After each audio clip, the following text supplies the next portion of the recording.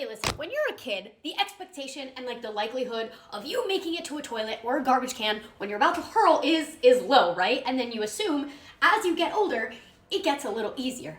But that's not always the case, and it's fucking humiliating. I'm turning 30, and for the next 30 days until my birthday, I'm gonna be telling you something embarrassing I did that almost had me banned from a certain app. Because I treat my body like a garbage can, there's not a lot that makes me nauseous, except what I see in the mirror. However, the one thing I've never been able to master when it comes to being nauseous is getting drunk and then having to be a passenger in a car. The second a vehicle starts moving while I'm drunk, there's no shaken baby syndrome, no spinning carnival rides, no text message that I really shouldn't have seen even comes close to topping the feeling I get in that moment in my stomach. When I was like 22, my friend at the time decided to throw her birthday party at a club an hour away from where we lived. Though the price of Ubering there was the same as taking a flight to the Caribbean, I am a responsible person, okay? So I took an Uber there. I arrived to the party, and from the minute I get there to the minute I leave, I am knocking back shots like there is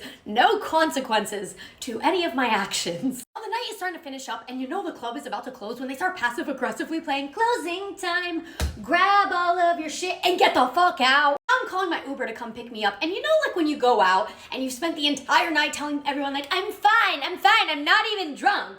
And then someone finally passes you a water, and then you realize, oh, I'm not fine. Well, that's what happened to me, and I realized this was going to be the longest car ride of my life, and I was definitely going to make the driver wish he didn't have to ride share with me. Uber gets there, and I get in, I sit down, and I'm like drinking water, and now I'm like heavy breathing, being like, you are the master of your own destiny, and God damn it, you're an adult. You have control of the contents in your stomach from spilling out of you. And I am proud to say that I can give all men a run for their money, okay? Because that self-control lasted a whole 30 seconds. In my mind, for those few seconds, I was the face of the 3 C's, okay? Cool, calm, and collected. In reality, and according to my husband, there is a 4th C because I looked like a cat because I was apparently dry heaving. I'm internally spiraling because I can't puke in this Uber, okay? Because my Uber rating, my health, and my family are the most important to me in that order. I also knew in that moment that I was no better than a 5-year-old who just projectiled on their mom and then decided to tell them I just threw up as if they didn't already know. Sit in the back swaying, doing one of these with my eyes